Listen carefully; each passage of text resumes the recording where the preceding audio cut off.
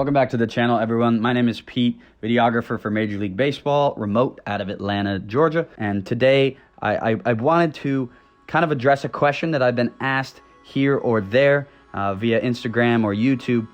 And that is from a lot of Canadian kids, young sports videographers. How do I get into the industry in Canada?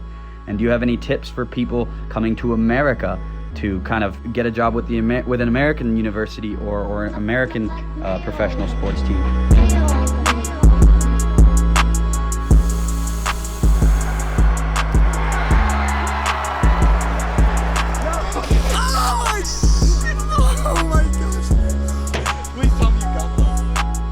So for this, I wanted to kind of bring in a friend. And if you watched our video 2 weeks ago, you'll be familiar with this friend, and his name is Peter Sarellas. He's a Canadian videographer for the CEBL up in Canada, a basketball videographer, super talented guy, but he is born and bred in Canada. So I wanted to bring in his expertise to kind of answer this question for y'all. Pete, I'm gonna send it back up to you for the second time. All right, so all the talk about the Canadian sports media industry, and maybe you're a Canadian like me in high school or in college who wants to dip their toes into sports videography, and maybe you want to make a career out of this. So where do you start?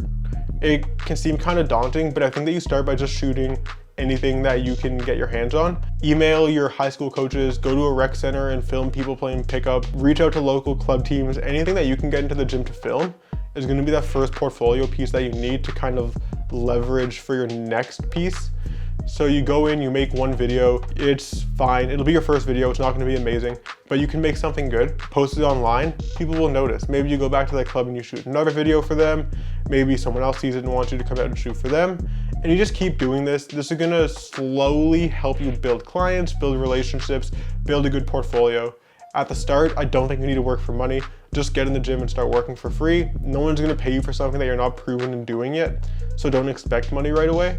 Just go in and start making things. If someone's willing to swing you a couple $100, like that's amazing, but definitely don't be rejecting stuff because like the pay's not good enough at the start. Just start making things and doing it. If you're in school, try to shoot for your school. That is a really good way to get a lot of consistent experience, and you can kind of also build connections and have like a support network around you. But I think that's the key, like just start doing anything. Obviously you also want to like learn how to use your camera in other contexts. I think that shooting stuff outside of sports is a really good way to build your skills, because then you can kind of have perspective from other areas of filmmaking, and you can learn how to really use your camera in a bunch of different ways. And then you can take the skills that you learned from maybe shooting little commercials or editing vlogs and bring that back into the way that you create your sports videos, and that can help you build your own style and stand out. You're gonna build your own style as you create more videos anyways, but I think you want to gain as much experience as possible, not only in sports, but beyond it, and then try to bring all that stuff back to your sports videos and slowly build out a good sports portfolio for yourself and gain experience at the same time, so that when an opportunity arises for you, like it did with me for the Canadian Elite Basketball League, then you have a good portfolio to show and you have experiences that you can speak to put you in the position to get a full-time job or to make it as a full-time freelancer as you build connections with clients in your area.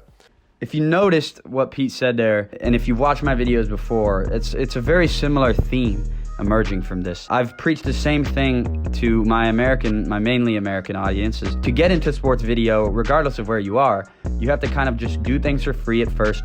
Go to the rec center, like Pete said, go to the local high school, shoot whatever you can sports related. And most of the time, if you email the coach or text the coach, or if you know someone, they're gonna say yes. People love content, especially when it's free. So like Pete said, if you're in Canada, go down to the local ice rink. I'm sure there's bajillions of those there. Or go down to the local rec center and make a basketball video for the kids playing pickup. You don't have to send it to them. You can just ask if you can shoot. My point is that regardless of Canada or America, you have to just kind of get out there and shoot as much as you can and build that portfolio up. I think there's this perception with the Canadian sports industry, and like kids coming out of Canada might think that there's less opportunity in the sports videography industry. And Peter kind of mentioned this to me over Instagram DMs at one point. Purely based off volume of jobs in America, there's just more, obviously because it's a much bigger country. And also the amateur sports level, I guess, is probably a little bit more developed in terms of like NCAA sports. There's more jobs and resources, I'd say, at that level.